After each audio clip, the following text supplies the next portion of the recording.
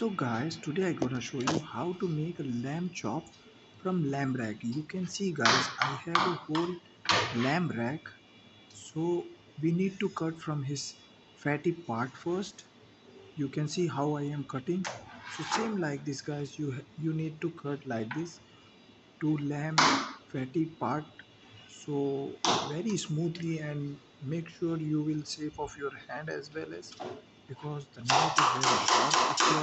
If you don't know guys, just to take first knowledge how to cut. Don't try this one without any knowledge. So you can see now I am removing his fatty part, and I will throw this one, right? Not all the fatty part I will remove. This just a little bit fatty part I will remove from this lamb rack. Then you can see almost this lamb rack has been done, and it's already trimmed nicely. So it's time to just remove from his bone meat. You can see I'm just removing from middle meat of bone.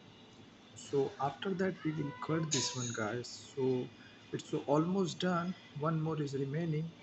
Then we will start to make a portion wise lamb chop. So now it's done guys, so you can see how to make a portion. So it's the first one, lamb chop.